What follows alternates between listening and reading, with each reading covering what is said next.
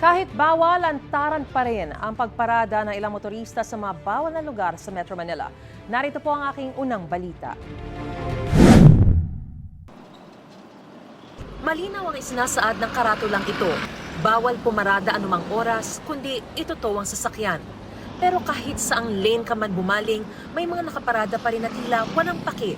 Ang mga jeep nga raw na ito, iniwan ng may-ari ng magbakasyon itong Semana Santa. Ang iba naman, gumilid lang daw ng saglit. Ang merienda lang sana. Apo. Saglit lang naman po. Gumaya lang ma'am kasi marami naman nakapark. Na-flat po. Nagpa-vulcanize po ng gulong. Sumabay na din po ako kumain. Pati mga tindahan dito na rin ipinwesto sa kalsada o di kaya sa pedestrian area. Kahit madalas daw silang sinisita. Sinisita naman po. Wala pong pagkakitaan sa ibang lugar. Ang resulta, bumabagal ng husto ang daloy ng trapiko. Maya't maya naman daw ang pag-iikot doon ng mga bantay bayan ng Barangay Magallanes. Pero limitado lang din daw ang kanilang magagawa. Sinisita po namin yun. Kasi number one, hindi po talaga dapat sila pumarada doon. Sa ngayon po, wala po kami pinanghahawakan na ordinance violation receipts. Dahil karoon ng unified ticketing system, parang cat and mouse. Pasado alas 3 ng hapon, oras ng labasan ng mga estudyante sa isang eskwelahan dito sa may Chino Rosas Extension. Kaya naman kung makikita po ninyo, pila-pila na rin ang mga sasakyang magsusundo sa mga bata. Pero sa nakikita po natin, imbes na tuloy-tuloy sila makapasok sa eskwelahan, ang nangyayari po, natetenga muna sila rito sa isang lane ng kalsada. Kaya imbes na 2 lane ang magamit ng mga motorista, isa na lang po ang umuusad. Tapos pagbaling nyo pa sa tapat, meron pang mga nakaparada kahit bawal naman.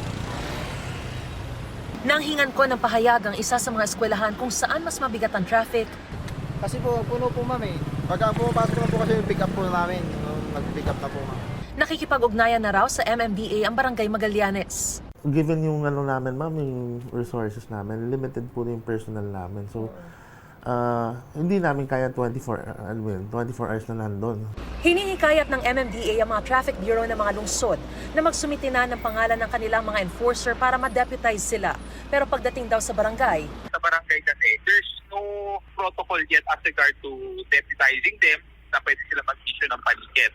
But then again, on our part of the Metropolitan Manila Development Authority, constantly ino-operate natin yung area na yan. With the cooperation also with the local PNP, sila rin naman, they're doing their part, no, na naninita sila. And also, they do issue mga violation tickets. marami naman ang natiketa ng MMDA na iligal na nakaparada sa bangketa ng Mel Lopez Boulevard sa isinagawa nilang clearing operation. Ang mag-asawang ito pilit na pinipigilan ng MMDA na kunin ang kanilang tricycle dahil ito raw ang kanilang ikinabubuhay. Hinarangan pa nila ang tow truck para di ito makaalis. Pero tinow pa rin ng MMDA ang kanilang tricycle.